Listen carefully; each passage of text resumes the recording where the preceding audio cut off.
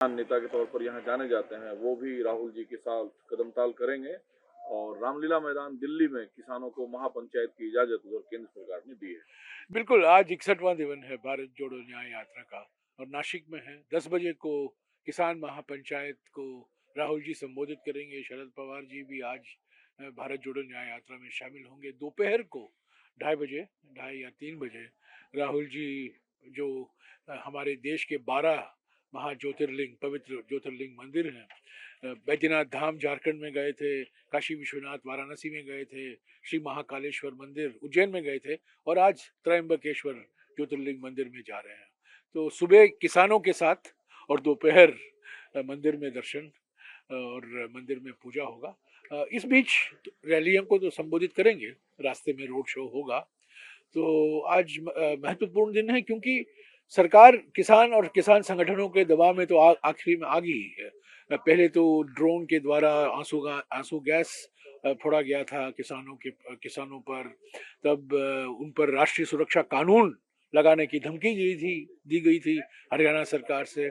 अंत में आज उनको अनुमति मिली है रामलीला मैदान में एक किसान महापंचायत करें। पर मैं समझता हूँ ये एक औपचारिकता है। सरकार दिखा रही है कि हम संवेदनशील है, पर उनकी कोई मंशा नहीं है, कोई मानसिकता नहीं है, उनका कोई इरादा नहीं है कि किसान को एमएसपी का लीगल गारंटी दे। स्वामीनाथन फॉर्मूला के आधार पर यानी कि खेती की लागत उसके 1.5 गुना स्तर पर एमएसपी लागू करे।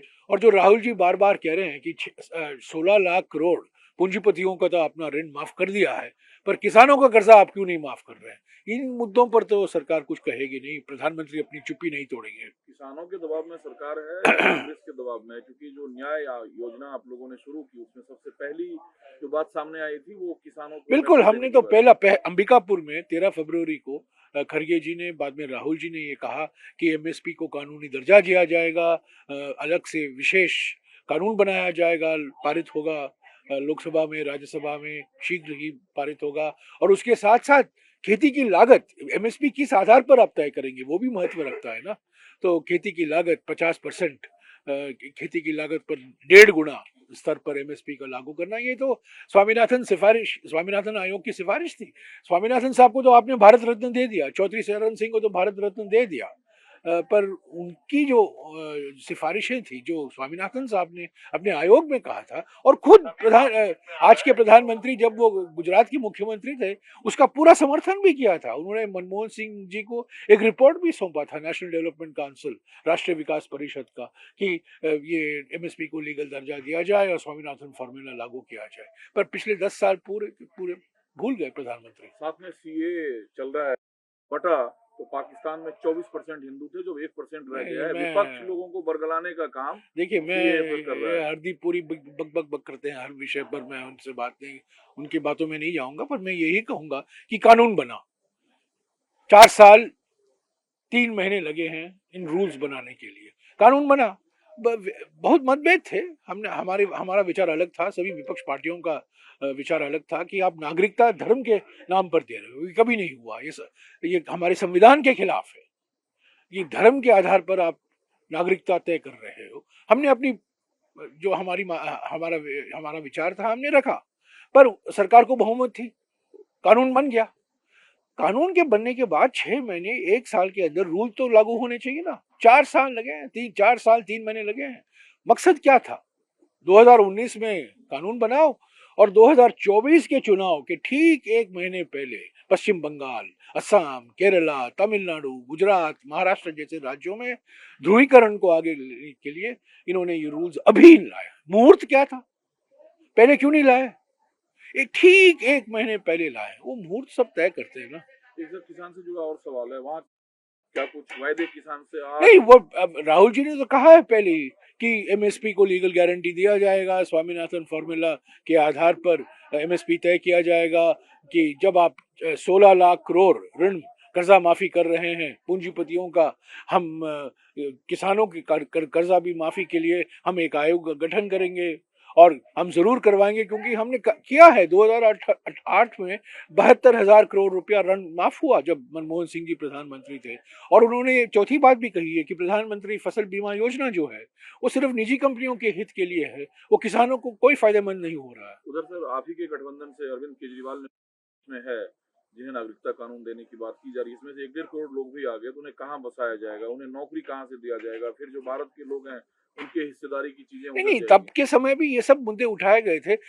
एक मुद्दा हमने भी उठाया था। आप सिर्फ पाकिस्तान, अफगानिस्तान और बांग्लादेश की क्यों कर रहे हैं, श्रीलंका की बात क्यों नहीं करते? वहां भी लोग चाहते हैं आए हमारे देश के नागरिक बने, पर उसकी तो बात कुछ हुई नहीं है। तो ये सब एक राजनीतिक खेल था।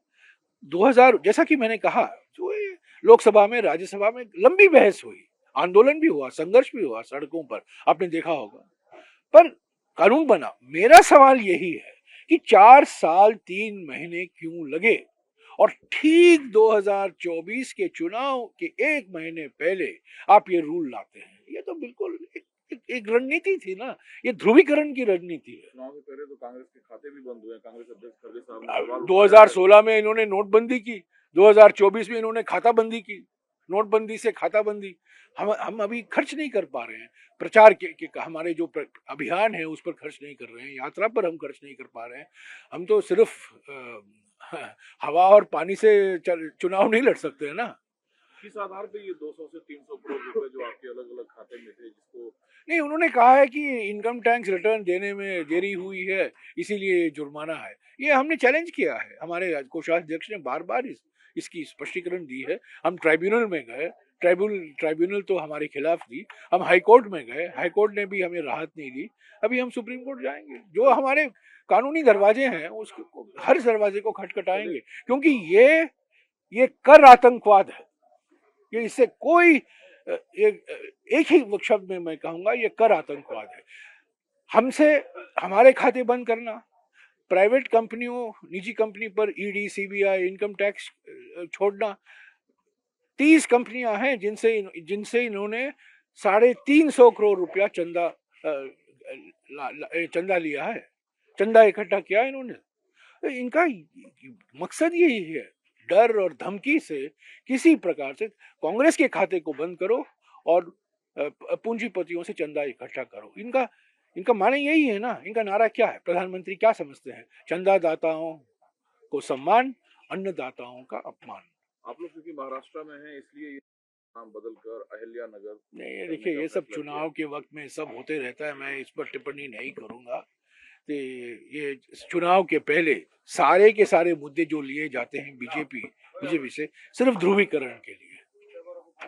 और 4 साल, 4.5 साल कुछ नहीं होता। जब चुनाव का वक्त आता है तब ये लोग सब ये मुद्दे उठाते हैं। और क्या है इसका मकसद? क्या है? ये सब ध्यान हटाना चाहते हैं ना, बेरोजगारी से, महंगाई से, बढ़ती हुई आर्थिक विषमताओं से। ये इनसे तो ध्यान हटाना चाहते हैं, इसीलिए ये सब इसका नाम बदलो, उसका नाम बदलो, ये दिवस स्मारक करो, ये सब पहले आप लोग ध्रुवीकरण की बात सवाल उठाया। अब राहुल जी ने कहा है कि जो ट्रेनिंग है, खासकर अग्निवीर के तहत जो भर्तियां की जाएगी उसकी ट्रेनिंग, और चीन के सोल्जर्स की जो ट्रेनिंग नहीं, हमारे देखिए ना, हमारे सैनिक कॉन्ट्रैक्ट में होंगे। हम लोग पहले दिन से कह रहे हैं कि ये देश की सुरक्षा के साथ खिलवाड़ है, ये रोजगारों के साथ खिलवाड़ है। इनको, जो युवा को रोजगार चाहते थे कि हम सेना की में भर्ती हों, अभी कॉन्ट्रैक्ट के आधार पर भर्ती होंगे, पर कितना ट्रेनिंग मिलेगा उनको? एक जवान को 2, 2.5, 3 साल की ट्रेनिंग मिलती है, अग्निवीरों को 6 महीने के लिए ट्रेनिंग मिलेगा। ये सुरक्षा के साथ ये बहुत भयंकर खिलवाड़ है। इस पर कोई चर्चा नहीं हुई, संसद में चर्चा नहीं हुई, समितियों में चर्चा नहीं हुई। जो रिटायर्ड आर्मी जनरल हैं नरवणे, उन्होंने लिखा है कि वायुसेना, नौसेना, स्थल सेना सभी इसके खिलाफ थे। पर एक आदमी की मनमर्जी, एक व्यक्ति की मनमर्जी लगाई गई। मैं समझता हूं खुद रक्षा मंत्री इसके खिलाफ होंगे।